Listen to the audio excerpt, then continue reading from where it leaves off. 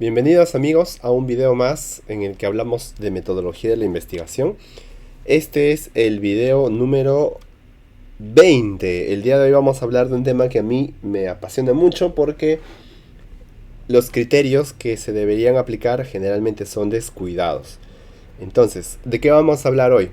Hoy vamos a hablar de el uso indiscriminado de tablas y gráficos. Ya saben, siempre de la mano de este libro. ¿Qué nos recomienda el autor? Aquí hay párrafos bastante buenos que yo los he marcado, he hecho apuntes porque me parece bastante importante.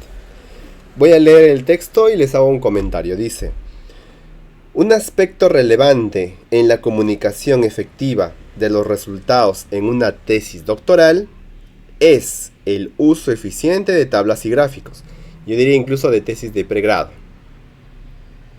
En términos generales, y aquí está el corazón del texto. El texto es la forma más rápida y eficiente de presentar pocos datos. Las tablas son ideales para presentar datos precisos y repetitivos, y yo añadiría datos abundantes.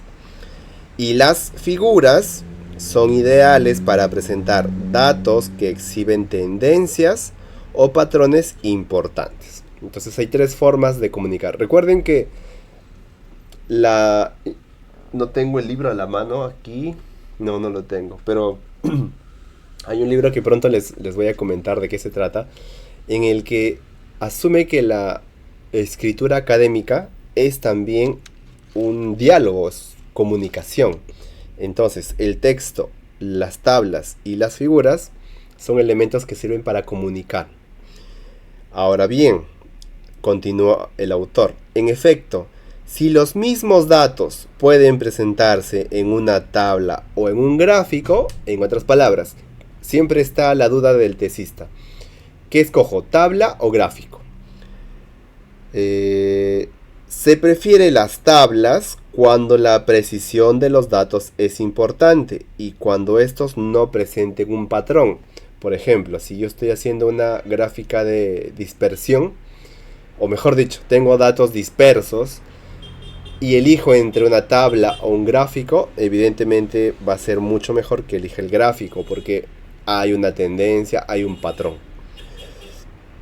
En cambio, se prefiere los gráficos cuando los datos presentan un patrón definido y resalta una diferencia o una tendencia que no se aprecia claramente en la tabla. Esa es la distinción para que ustedes, tesistas, sepan si trabajo con tabla o trabajo con gráfico. Luego dice, bueno, hay otro tema bastante interesante. Los datos suelen presentarse de una forma, claramente, de manera escrita. Sin embargo, en vez de escribir los datos están en la tabla X y pretender que el lector estudie la tabla y deduzca los resultados, se recomienda resumir con texto las conclusiones más importantes de cada tabla. Y esto es bastante común en las tesis. El autor ha hecho un análisis exhaustivo de correlaciones con muchas dimensiones y variables y coloca la tabla. Y antes de la tabla pone el escritor, el tesista.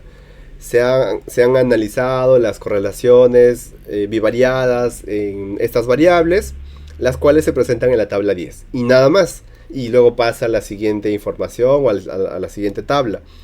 ¿Qué dice el autor? No está bien eso. Debería añadirse un comentario, unas conclusiones, un análisis previo para que el lector por sí mismo no analice solo la tabla. Y aquí cita el autor, Barahona, a un autor que se llama Perry. Y miren qué escribe Perry. Perry del 96. Me ha parecido bastante importante mencionar su nombre. Perry, en 1996, escribió un artículo llamado La estructura de investigación para presentar tesis en el Journal Marketing de Australasia. Me parece bastante importante. ¿Y qué dice Perry? Perry dice lo siguiente: se debe introducir un tópico en palabras y presentar los hallazgos principales. Después la tabla o las figuras que se refieren a él. e introducir la evidencia en una o dos frases. Entonces, se debe discutir más detalladamente las partes relevantes de la tabla o figura, junto con una descripción breve de lo que el lector buscará en la tabla o figura cuando él o ella vuelvan a consultarlas. De hecho, el lector debe poder asimilar el significado tanto por la lectura de las palabras como por las figuras, sin que tenga que hacer referencias de una a otra. Eso es lo que recomienda Perry. Me parece bastante importante y bastante útil, sobre todo cuando ya estamos haciendo los resultados y necesitamos definir si lo vamos a hacer en tabla o en gráfico. Eso es todo lo que quiero comentarles en este video, que es bastante corto, y el siguiente video es un tema bastante interesante. Vamos a hablar del fetichismo estadístico. Recuerden que en el video 14 hablamos del fetichismo metodológico. Ahora vamos a ver qué es el fetichismo estadístico. Entonces nos vemos en un siguiente video. Que tengan un feliz día, feliz noche, feliz mañana. Cuídense mucho.